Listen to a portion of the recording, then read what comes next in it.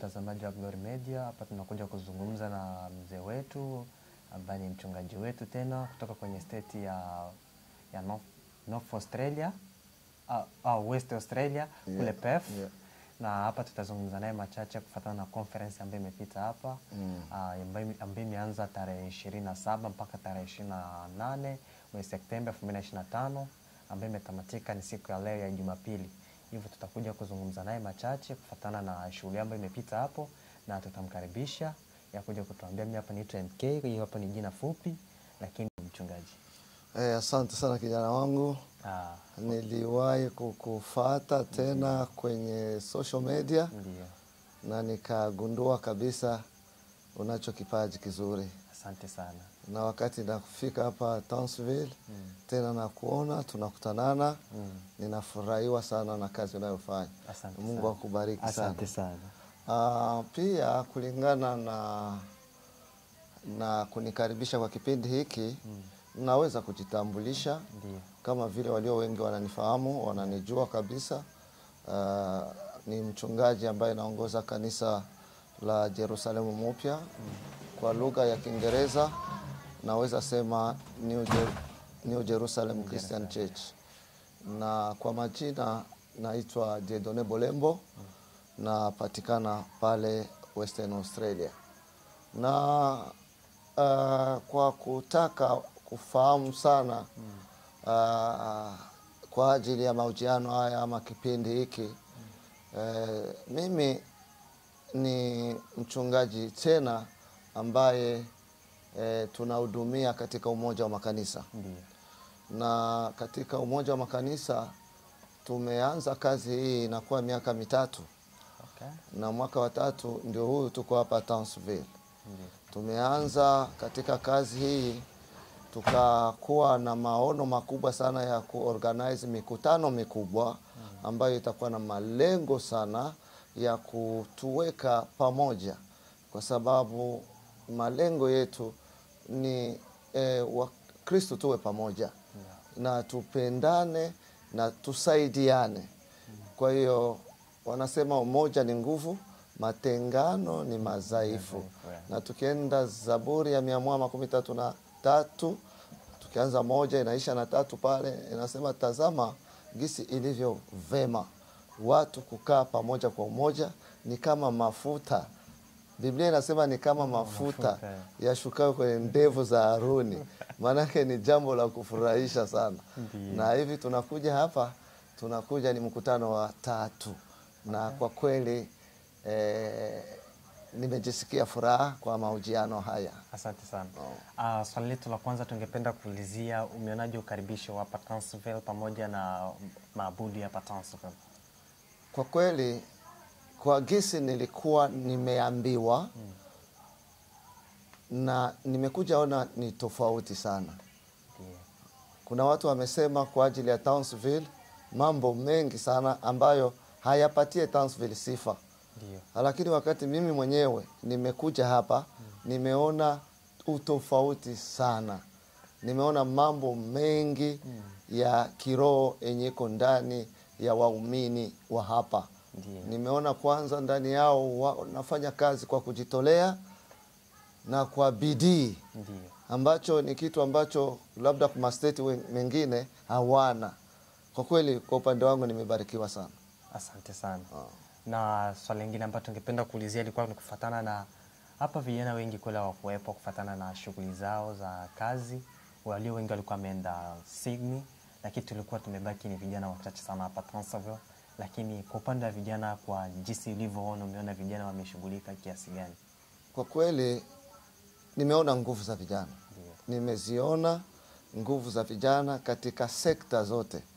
Kwa sababu kuna vijana ambao ni waimbaji, kuna vijana ambao wanapiga vyombo, kuna vijana wengine wanafanya protocol, kuna vijana wengine wanafanya transport, kuna vijana wengine wanafanya kazi mbalimbali. Na nimeona kwanza ninashangaa kusikia kama vijana wengine walikuwa hawapo. Kwa sababu niliona vijana walikuwa wengi sana na wameshughulika kwa kazi tofauti ambazo niliona katika hali yangu ya uchungaji. Niliona kwa kweli mko vizuri. Okay. Na ungeweza kuambia wana Glory Media jinsi gani ya utumishi wako ulivyoanza, kwa sababu kama mimi nikiwa kivile sio mgeni wako kuona, maana niliwahi kukuona sehemu fulani kule kwetu Afrika, nafikiri ulikuwa ni mchezaji wa mpira. Ya niliwahi kukuona kwenye timu ya Diwani Umoja. Ndio.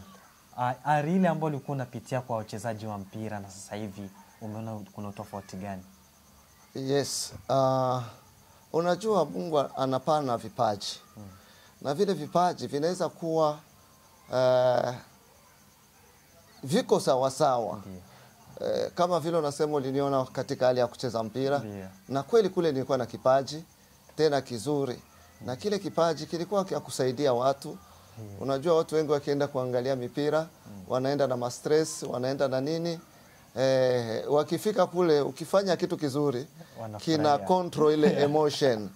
Na hiyo niliweza kucontribute hiyo pia.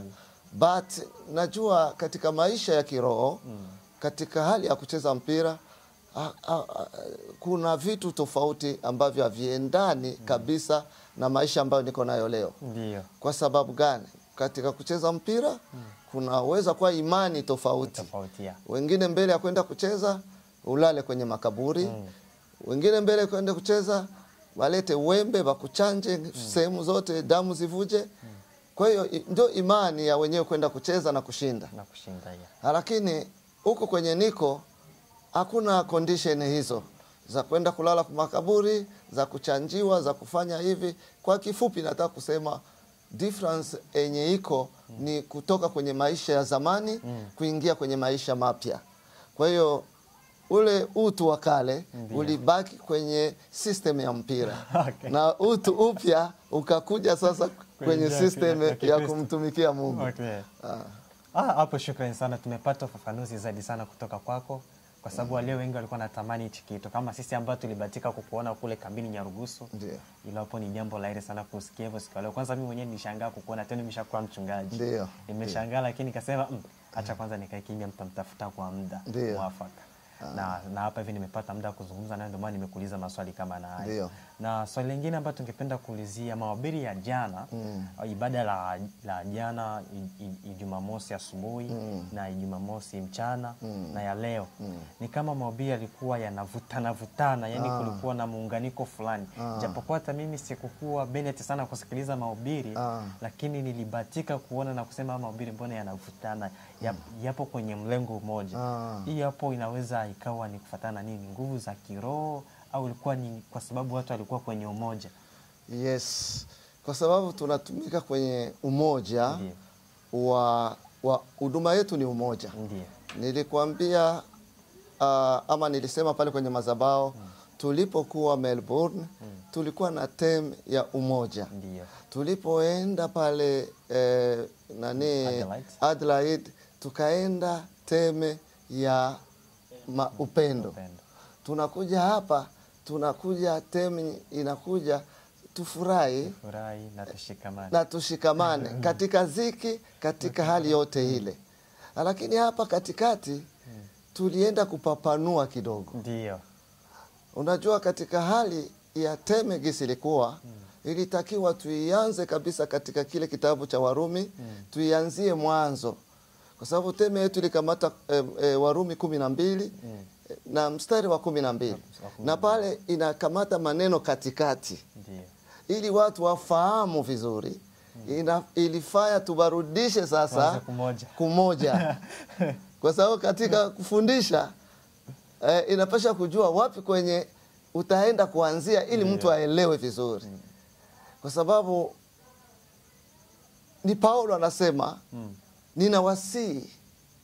ninawasihi itoweni miili yenu iwe zabihu takatifu ya kumpendeza Mungu, ili ibada zenu zikubalike na Mungu. Kwa hiyo ni jambo kubwa sana ambayo ilikamata mahubiri yetu yote ikakusanya pamoja.